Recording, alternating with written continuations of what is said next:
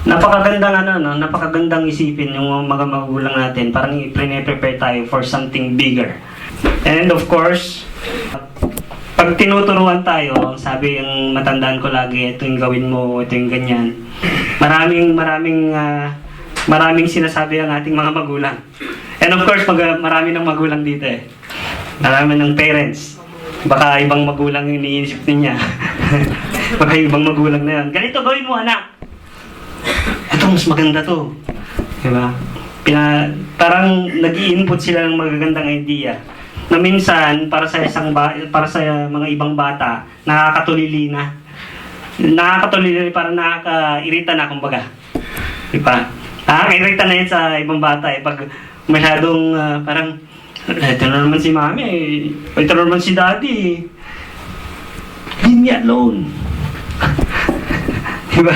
Yung mga bata ganyan, pag natutulili na sila sa mga narinig sa mga magulang.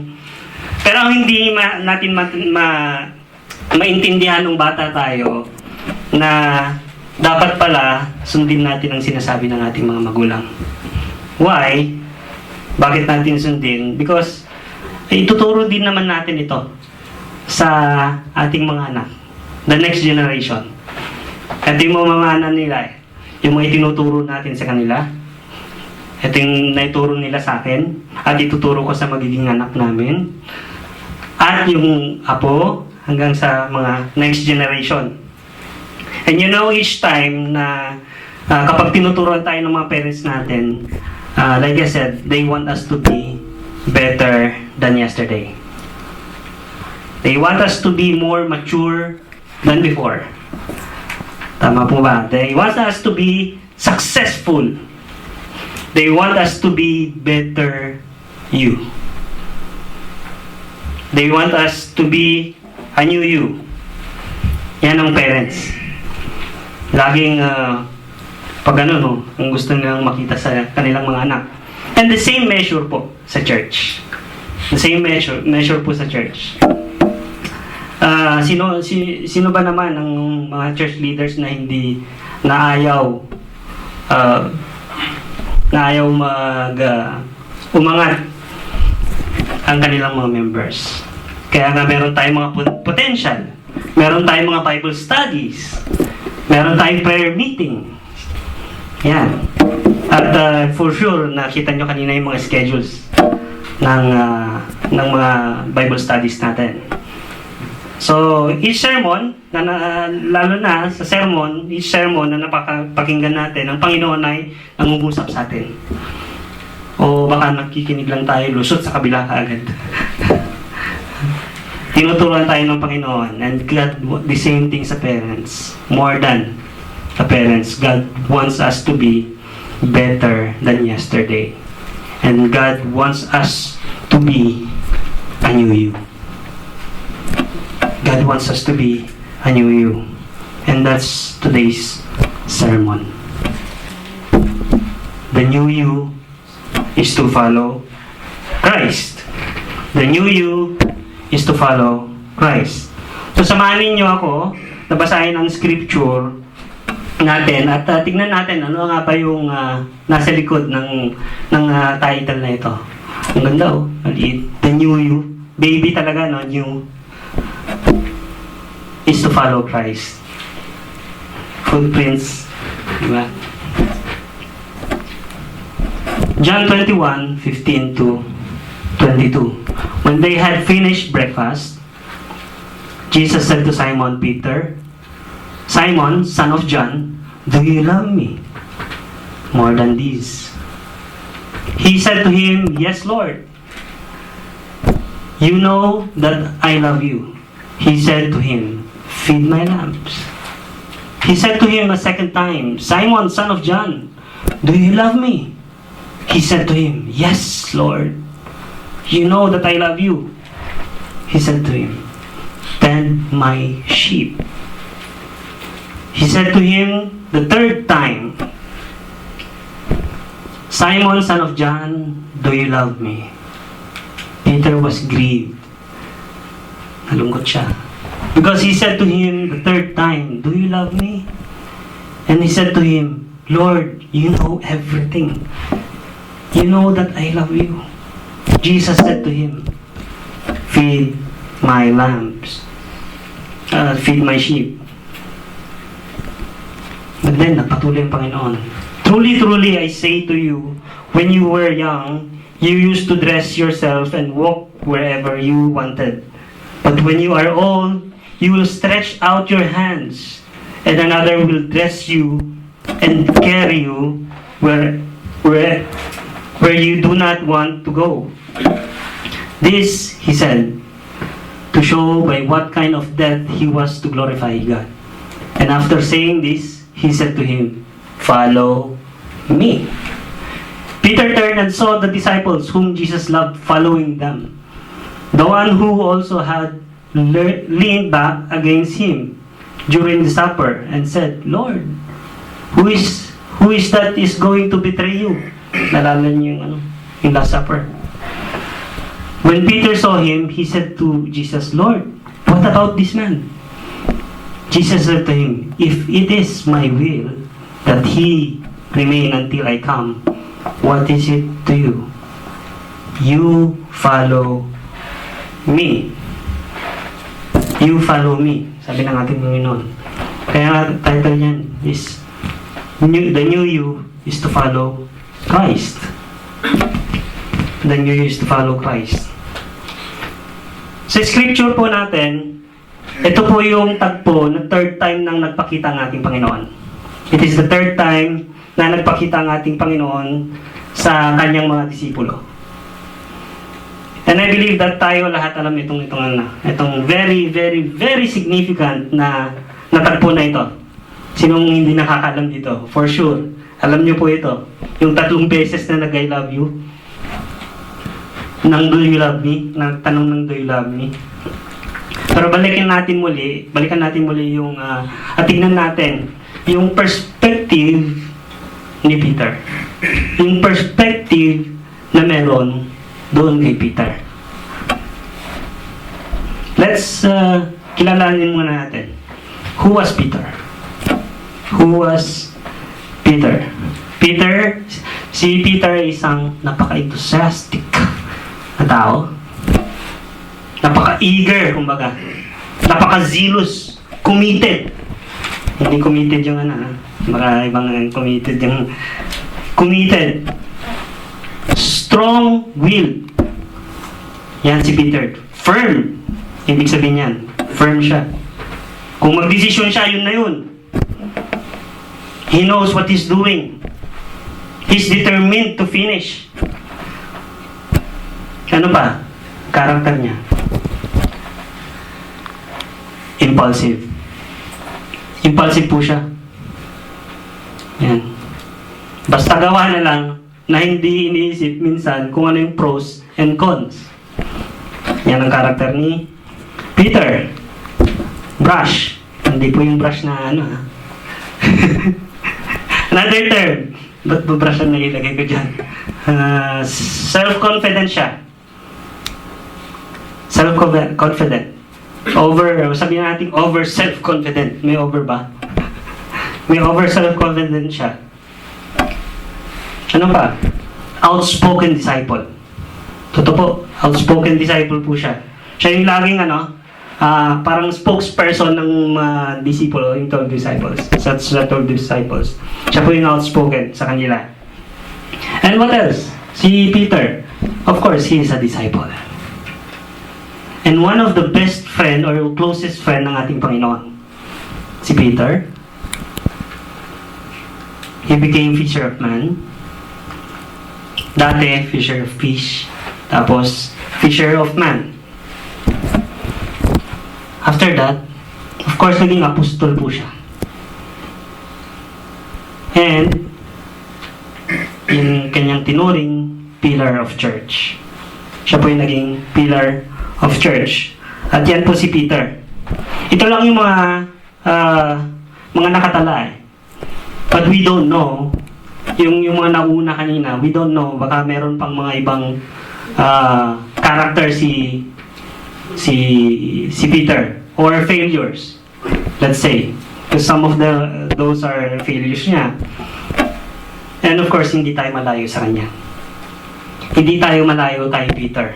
I know, and we might know each and everyone here, na merong katulad kasing tulad ni Peter. Or sa ibang church. Meron tayong mga kakilalang mga members ng church na parang katulad ni Peter. Hindi po ba?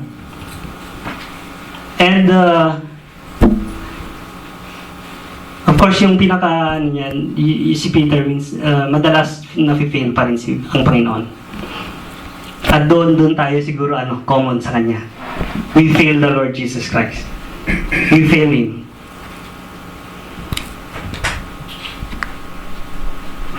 Yan. Pero hindi natin masasabi, mga kapatid. Hindi natin masasabi na mabait ako. Mabait ako eh. Wala akong ginagawa. Hindi ako nag-agrabyado ng tao. Wala akong nag-agrabyado. Yung magulang niya, pinabayaan niya dahil sa kakainom. Diba? At mabait, tapos may dumaan na babae. Bait ko talaga, tapos may dumaan. Ang bait niya. Hindi siya umimik pag may dumaan, pero sumahabol naman yung mata. Diba? There are people like that. And we fail God. We fail the Lord Jesus Christ kapag ganun ang karakter ng isang tao. And doon tayo common kay Peter. Of course, hindi siya ganun sa mga sinabi ko. Wala siyang bisyo or what. But then, in each and every single and little mistake, we are sinning to the Lord. We fail, just like Peter. Just like Peter. And you know, Peter was known to this. Ito rin, pakita ko pa. Sino si Peter? Peter was known to walk water, but eventually sank. Sino pa si Peter? Rebuke the Lord for speaking of his death. Alam niyo yung sa Matthew, yun yung hinila niya si ang Panginoon eh. Sabihan yung kamatayan mo. But then he was corrected. Ang ating Panginoon, he was corrected. Ano pa? Attack the servant of the high priest. Diba, napaka-impulsive na. Nakatuloy yung tenga ng servant. Ang dadakpid na ng ating Panginoon. Boasted that he would never forsake the Lord, even if everyone else did. Asang banda yan? Noong dadakpin ng Panginoon. Sabi na, hindi ko kayo i-forsake, Lord. Hindi talaga. Pero ano nangyari? Kakaraok, di ba? Tumunog yung manok. Anong nangyari? He forsake the Lord. And those are additional things na meron si Peter on who was Peter and what he was known of. At yun nga, we have all in common. That is sin. Na hindi natin masasabi na hindi ko kailangan yung message mo ngayon. Hindi ako katulad ni Peter eh. Hindi ako katulad ni Peter. Pero may sinasabi yung Bible eh. 1 John 1:8 sabi niya, if we say we have no sin, we deceive ourselves, and the truth is not in us. Niloloko lang natin sarili natin. Pag sinabi natin, hindi ako makasalanan. Pero ayun po yung prueba. Hindi ako katulad ni Peter. Oo, disciple siya, pero hindi ako katulad niya. Pero pa, Ecclesiastes 7:20, surely there is not a righteous man on earth who does good and never sin. Diba? Walang tao na righteous man. Lahat po tayo nagkakasala. Romans 3:23, for all have sinned and fall short of the glory of God. Lahat po tayo, we fall short, including Peter, including me. All of us here. So wala tayong mairarason na mabait ako eh. Wala naman ako na naagrabyado. Kanina nga, yung yung sakay ko kanina, parang ito yung mga usapan namin eh. Yung mga maliliit lang na bagay, yung hairpin, konting sikwat lang na ganyan, kala nyo okay na. Pero hindi. Hindi po. Hindi po. Diba? Kaya parang napaka-subjective naman yata yung simula mo ngayon. Napaka-subjective. Puro sin, puro sin, puro sin.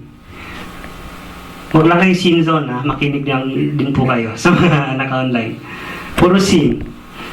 Sa lahat ng sermon mo, puro sin. Sa lahat ng sermon mo, kuya, mabigat. Paglabas ko, nabibigatan pa rin ako. Sa lahat ng sermon mo, kuya, parang hindi ako makamove on. But wait. Okay. Dali lang po. We will clarify that. Let's connect that to our title. Wait. You know, bakit ko sinasabi yung mga yan? You know what, mga kapatid? God loves you. God loves you. The Lord Jesus Christ loves you. And ang ating Panginoon, yung God's love na yon, I will show you something. Kung bakit may mga nagsisermon sa church, mabibigat. Baka ito yung hindi natin naiintindihan. Bakit mayroong dapat mabigat na sermon? Because God's love, you know, God's love, kasi pinakita niya kay Peter kanina, di ba tingnan nyo, he called him by his name. He called him by his name. And what is that? God's love also needs confrontation. He loves you, mga kapatid. God loves each and every one of us. But He needs to confront something in us. God's love is also a confrontation of who? Of what? That's sin. He needs to confront sin because He loves you. Now, God wants you to be a new you, but He needs to confront the sin in you. That's why, meron tayong mga sermon na magbigat. Because there's something na kailangan alisin ng ating Panginoon sa atin. Diba? And you see, yung ginawa niya kay Peter, He called him by his name. He called him by his name. Parang magulang lang ba? Pag nagagalit, di ba? Pag magagalit, tinatawag yung buong pangalan. Sinong magulang, may magulang dito, pag nagagalit magulang, tinawag yung buong pangalan. Di ba? Joe Marsauri Balyo! Paano pag mahaba ng alang yung pangalan? Mr. Alfredo Vicente Eduardo, and so forth. The third. Humabol pa yung the third. Kaya wag po kayo magbigay ng pangalan mahaba, mahirap isulat, mahirap din pag pag nagalit ang magulang. Mahirapan silang bigkasin yung napakahaba. But anyway, ba't tayo napunta doon? Pagka ganon, di ba? Pero pagka ganon, yung pangalan na nabubuo, parang kinakabahan na tayo. Kinakabahan na tayo. But this is different sa ating Panginoon. This is very, very different. This time, it is a confrontation kay Peter. Yung nangyari. It is a confrontation. Sabi niya, Simon, son of John. Ilang beses yun, no? Simon, son of John. Do you love me? Simon, son of John. So when the Lord called him by his name, Simon, He was preventing him to potentially go back from his old self. He was just reminding, Simon, you're a fisher of fish. But remember, I made you a fisher of men. Right? So, he called him by his name, potentially baka may potential rin kasi na inganyo niya yung mga kasama niya, mga other disciples. The Lord Jesus Christ is preventing him to become a Simon again instead of Peter. Instead of Peter. And you see, mga kapatid, who named him Peter? The Lord Jesus Christ. The Lord Jesus Christ. He named him Peter. Petra. Rock. Kanina yun. Pillar of church. Cephas. Yun ang pinangalan ng ating Panginoon sa kanya. And also, the same thing yung kanina na i-post ko. All have sinned. So that you would know, mga kapatid. So that you would know na dapat iwasan natin ang kasalanan. The same thing ang ginawa ng ating Panginoon. We were sinners. But then we should know that we are sinners para maiwasan natin ang kasalanan. To remind us that the Lord Jesus Christ, because of His love, until now, mga kapatid, He is still confronting us to prevent us from sinning. That's the Lord Jesus Christ. For us to get out of the sin. That's why, parang ginawa ni Peter, Simon. Instead of Peter, Simon. Wait. Simon. Bumalik ka naman. Kasi that time, mga kapatid, yun yung nasa shore ang ating Panginoon eh. Nagluluto siya. Tingnan mo, pinagluto pa ang mga disipulo. Diba? Pinagluto pa ang mga disipulo. But then that time kasi, they went back to who they were before. Naging fishers of men ulit sila. Fish ulit sila. Nung after crucifixion, naging fishers of fish ulit sila. But then this third time, God, or the Lord Jesus Christ, needs to prevent that from happening. And the same thing to us. God is always confronting us in our sins. God's love is always a confrontation for our sins. God's love needs to confront us each and every day. Diba ang sipag ng ating Panginoon? Pero durog na durog ang puso ng Panginoon. Durog na durog. Ilang milyon, ilang bilyong tao, each and every day, each and every hour, nagkakasala. And He needs to confront each and every sin of each and every people. But that's God's love. You see? That's why, palitan natin yung Simon ng pangalan ninyo. Pangalan natin, Jomar. Do you love me? Imagine, the Lord is speaking to you right now, mga kapatid. Imagine, kanina inawit natin, mahal na mahal kita. Sakto! Really? Now the question is, really? Jomar, do you love the Lord Jesus Christ? Put yourself into the question. Put yourself into the question. It's like the Lord Jesus Christ is reminding us this one.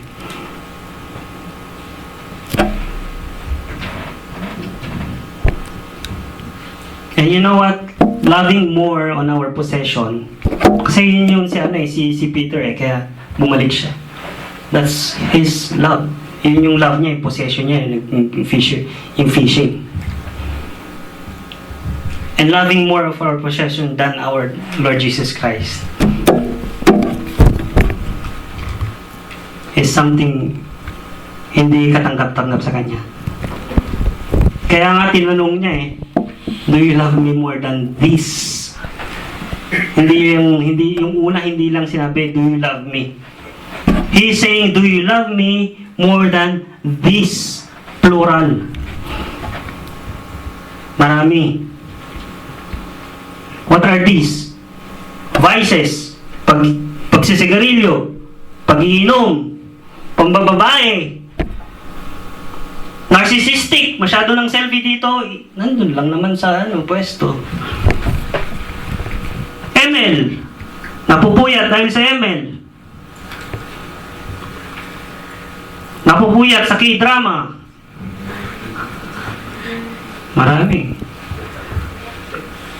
Marami tayong possessions na dapat na naipapalit sa ating Panginoon. Now, again, put yourself into Simon's place. Simon, Jomar, do you love me more than this? You answer it to yourself now.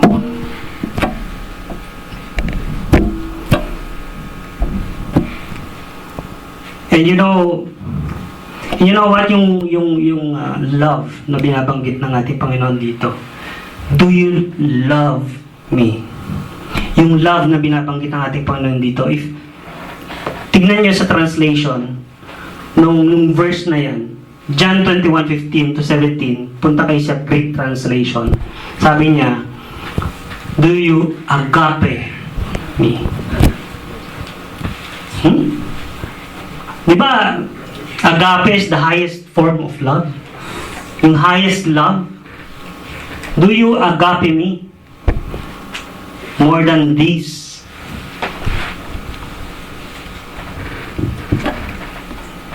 Di ba? Parang ang hirap naman yung sagutin yun. Agape. Di ba? God's love yun. Agape. It's a divine love, yes. It's a godly love. Pero alam niyo yung sinagot ni Peter? If you pumunta kayo sa Greek translation ulit, ang sagot niya, yes, Lord, you know that I love you. Sa English, parehas, no? But then if you go back to Greek, I phileo you. Yan nasagot niya. God said, the Lord said, do you agape me? He said, I phileo you. The Lord said, do you divinely love me? Peter said, I brotherly love you. Layo. Ang baba. Ang baba. Do you agape me? I brotherly love you. Alam niyo mga kapatid, anong form of questioning yung ginawa ng ating Panginoon sa ating kapatid? It is a form of telling us of what we need to do. It's not just asking that, do you love me? Do you agape me? The Lord is questioning, how deeply is your love to me?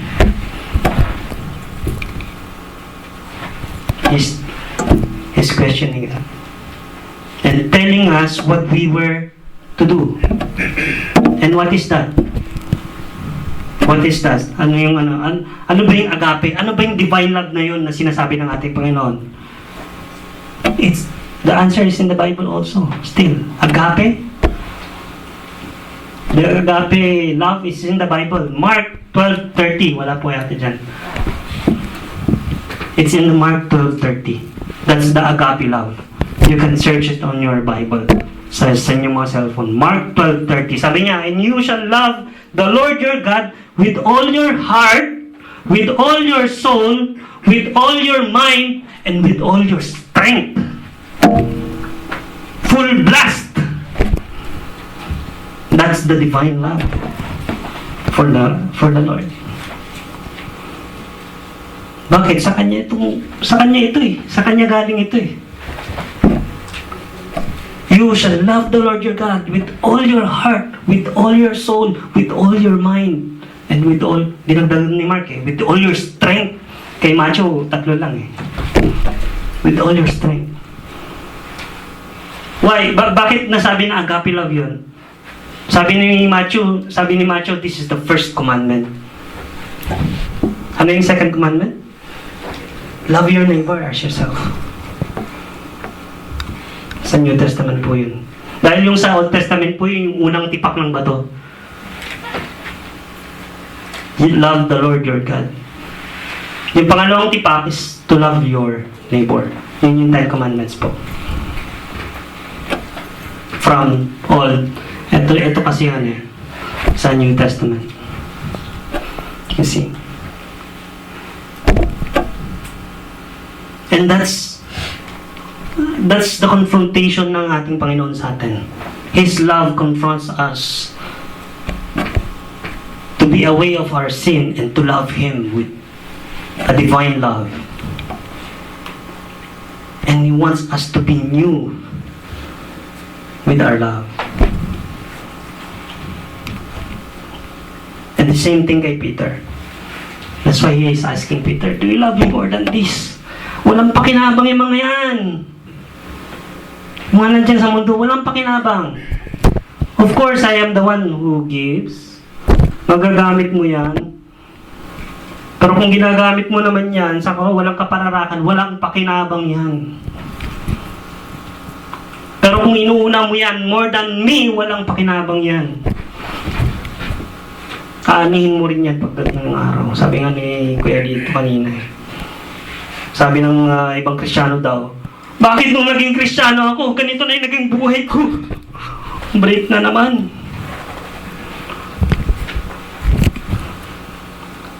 Inaanin na natin kasi kung ano yung ginawa natin noon. Kaya beware of what we do always. Sa ating mga kapatid, sa ating sarili, beware. And of course, ayaw ng ating Panginoon yun. That's why He wants us to be a new you. New you. And you know, in God's love, kapag mayroong confrontation, God's love brings us to confession and repentance. Yan. Yan, makikita natin yan sa verse na yun, naka-highlight. God's love brings us also to a confession and repentance after the confrontation. After the confrontation. Ibang ganda. On the third time na nagtanong ng Panginoon, do you love me?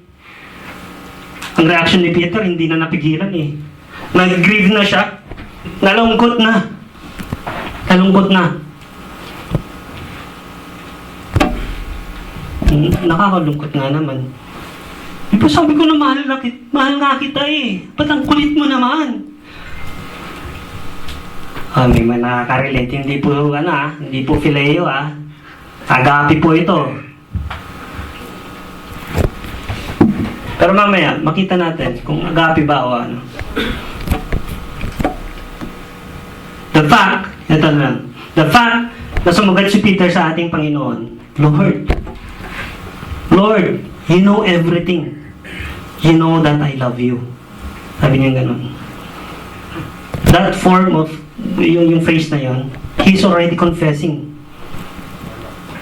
Lord, you know everything. You know that I love you. He is confessing about sa pagmamahal niya to the all-knowing King. He cannot hide. Because he knows na ang nasa harapan niya is the all-knowing King. Ang ating Panginoong Isus.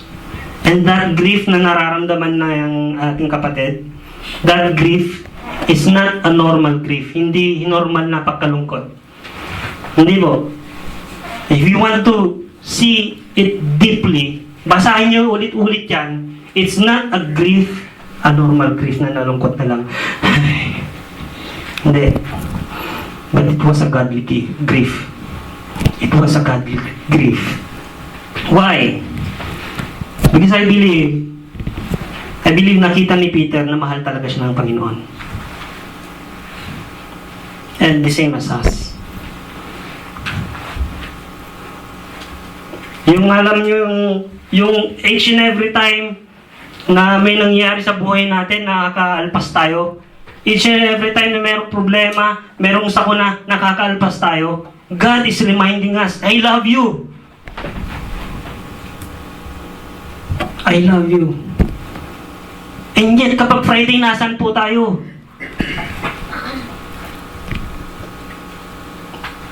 Pag Friday, nasan po tayo? Oo, nasa church po tayo, pero nasan ang attention natin? Where is our attention? Right? To see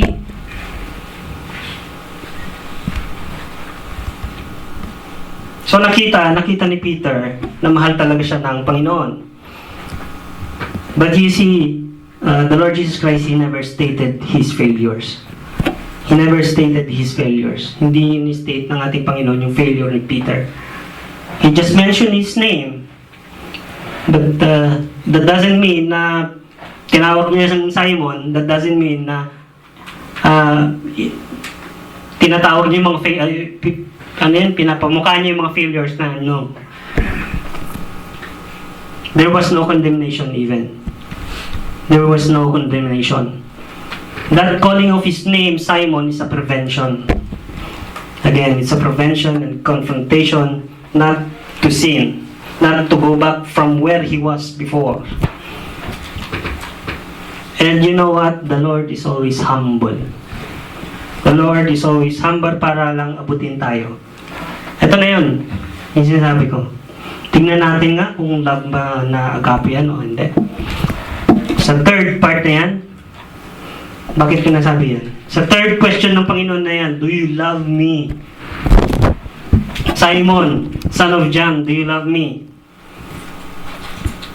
You know what? At this point, at this scene, ang ating Panginoon bumaba siya. Ibinaba niya. Yung love na alam ni Peter, Phileo, pinantayan po ng ating Panginoon. At that verse. You go back to the Greek translation, sabi niya dyan, Simon, son of John, do you phileo me? Do you phileo me? You see how humble the love of the Lord is? Each and every time. You see how humble our God is? Binigay niya ang ating Panginoong Jesus para lang maabot tayo. Para lang tayo maiahon sa kasalanan. Para lang tayo magkaroon ng salvation sa ating kasalanan. You see, the love of God is so humble. Siya lagi nauuna. Bumaba. And you know that grief na ipinakita ni Peter, it's not only a godly grief. It's a grief of repentance. It is a grief of repentance. Sabi sa 2 Corinthians 7:10, for godly grief produces a repentance that leads to salvation without regret. Whereas worldly grief produces death. Yung ano lang, yung poker face, ano ba ang ibang term? Pakunwari lang. O yung ginawa ni Poncio Pilato.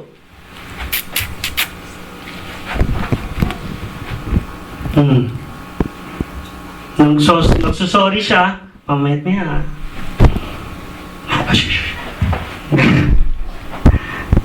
Diba? O nagsusorry siya, tumalikod agad, dabog.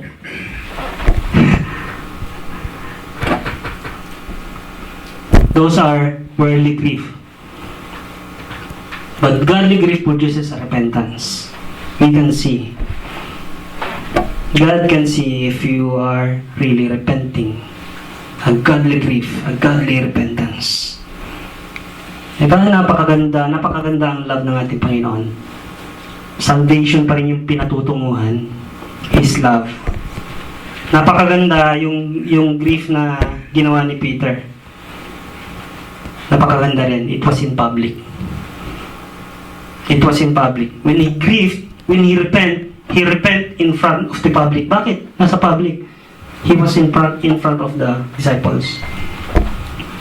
And by that time, nakita ng ating mga kapatid, the other disciples, how he is changing.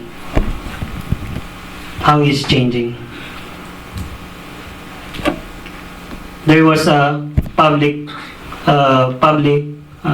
repentance. public grief. Why? Bakit kailangan? Bakit kailangan? Because Peter's denial was in public.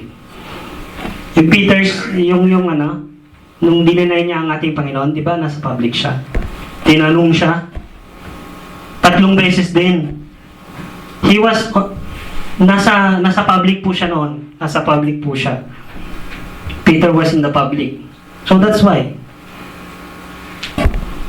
God needs to restore him 3 times as well in public, in front of the disciples. Marapat lang talaga. Walang pinagkaiba yan sa atin, mga kapatid. Walang pinagkaiba yan sa atin na each and every time we are sinning in the public, kahit saan man tayo sa public, we are denying the Lord Jesus Christ. Each and every time we are sinning in the public, we are denying the Lord Jesus Christ in front of the public. But paano naman yun? Punta sa core, nag-UOC. Tapos may dumaan. Bagong-bago sa church yung dumaan. Di ba Kristiyano ka? Nakita kita nung una kong dalo sa... Naku na. Nangyari na si Kuya. He denied yung Christianity niya na binigay ng ating Panginoon. Therefore, he is denying the Lord Jesus Christ. The empowerment of the Lord Jesus Christ to him. At kahit wala nakakakita, the Lord can see. The Lord can see. Natuwa nga ako kanina sa isang kapatid. Sabi niya, Kuya, kung talagang kung talagang sa sarili lang natin yung resolution natin, yung resolution natin, yung tayo lang gagawa, wala eh. Hindi kakayanin. Yung sinabi kong titigil ko na yung UOC noon, 2 months lang, bumalik na ako. Pero hallelujah, sabi niya, hallelujah.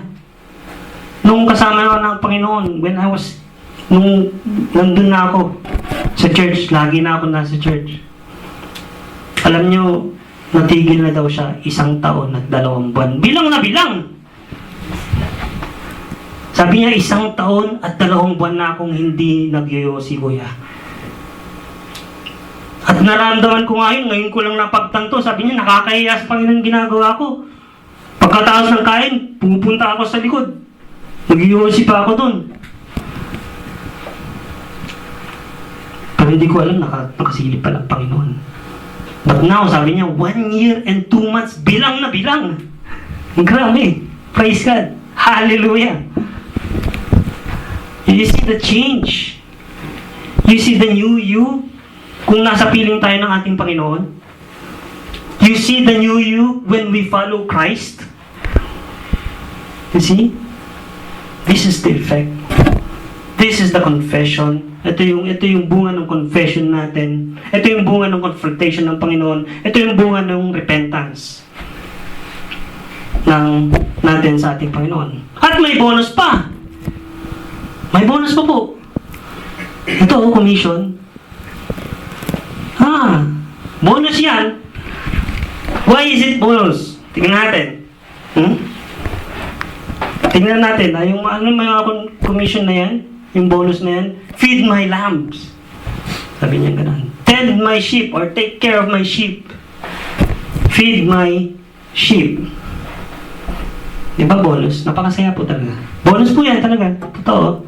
Even my heart is pounding when I see that commission. It's a bonus for us. This shows na si Peter was not forsaken. God gave him a commission. Means to say, he was not forsaken from all the mistakes na ginawa niya. From all his failures, and yet, kinumisyon siya ng ating Panginoon. Hindi yung komisyon na komisyon, ha? Iba po yun. Binigyan siya ng commission to feed his lambs, to take care of his sheep, to feed his sheep. Silent na, diba? Kahit na kung siguro ang Panginoon hindi siya Diyos, ay hindi na kita bibigyan. But rather na ganun ginawa niya, muli siyang pinagbigyan. O binigyan ng panibagong pagkakataon para papagsilbihan ang ating Diyos. And mind to us all, mga kapatid, we have a great commission. We have a great commission. Sa mga Kristiyano po, everyone who accepts the Lord Jesus Christ as their Lord and Savior, mayroon po tayong great commission na dapat tuparin or i-fulfill. That's in Matthew 28, 19-20. Basahin niyo na lang po dyan. Lagi ko na rin sinasabi dito yun. And dapat natin i-fulfill yun. You know, this commission is really a bonus. It's not because of yung kakayahan natin now. Nagkakamali po tayo pag yun ang sinabi natin. Hindi. You know, commission to serve the Lord, hindi, tanggalin ko na yung term na bonus. Commission to serve the Lord is a privilege. Palitan ko yung bonus ng privilege. It is a privilege. You see?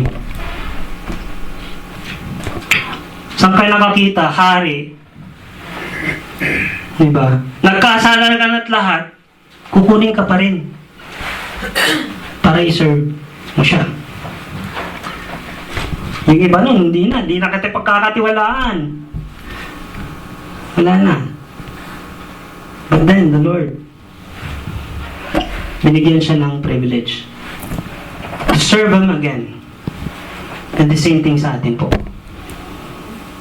The same thing po sa atin. Na each and every time nagkakasala tayo, there's still a chance. There's a chance ng ating Panginoon. That's why andito po tayo, because of His purpose. May paggagamitan ng Panginoon sa'yo. That is to fulfill the commission ng mga Kristiyano. That's why you are here. That's why you are safely here. That's why you are safe every day. That's why we are alive every day. That's why we are energetic. Energetic pa rin ba o ano na?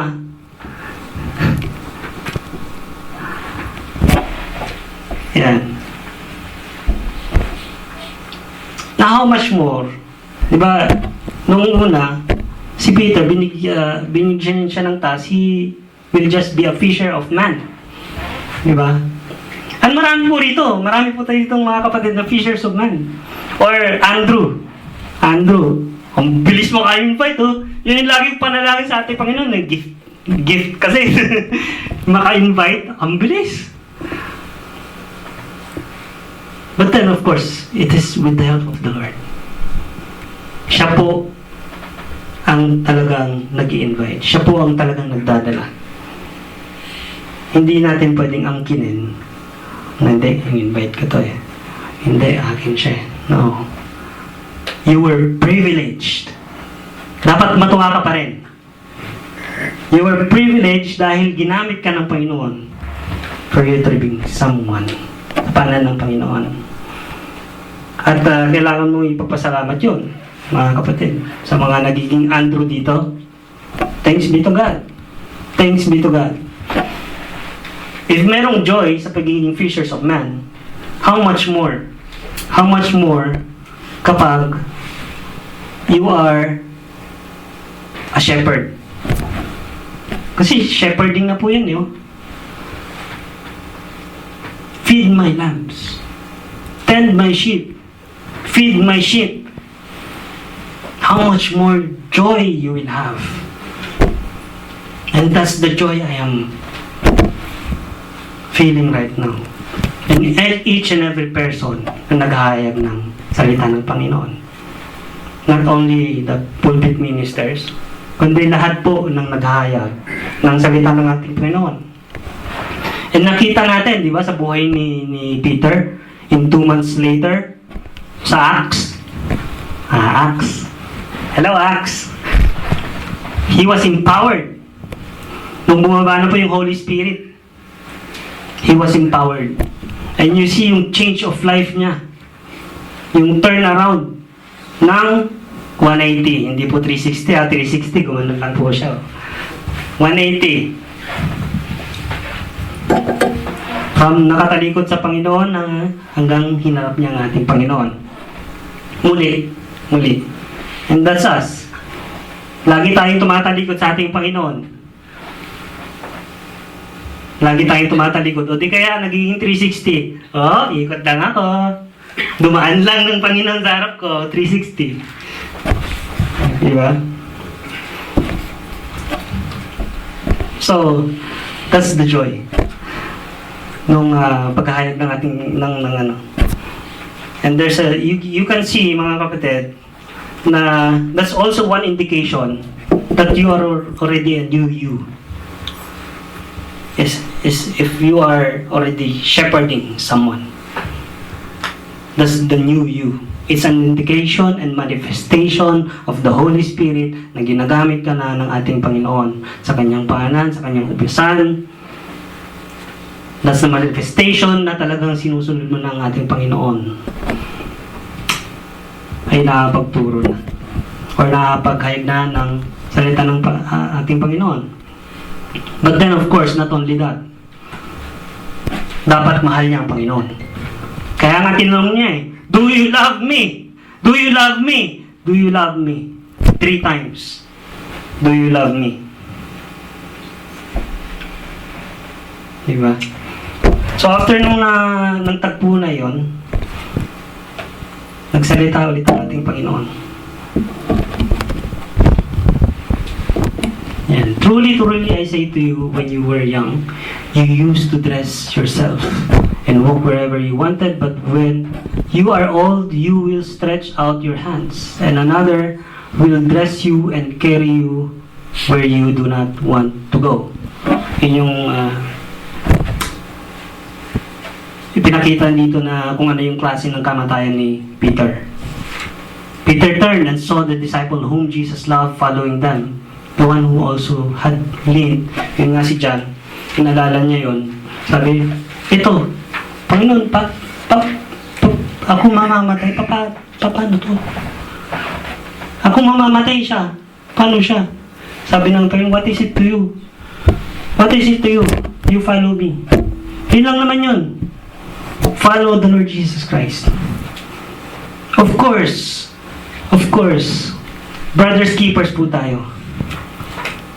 But then in following the Lord Jesus Christ, it is personal. Between you and Him. Do not, ano yung tawag sa kabayo, yung ganun niya? Ganun. Basta yun. Tapao. Focus lang sa ating Panginoon. Do not look. Kaya nga, nung lumakad si Peter sa tubig, nalunod siya because he was not focused to our Lord. Tinignan niya yung dagat. At yung nasa paligid natin, baka dagat po. Na instead, ikaw yung nag-excel, wala, lulunod. Dahil hindi tayo nakafocus. Naalala ko yung sermon ng ating kapatid, focus. Maganda yung sermon na yun. Focus. Hindi tayo kasi nakafocus sa ating Panginoon.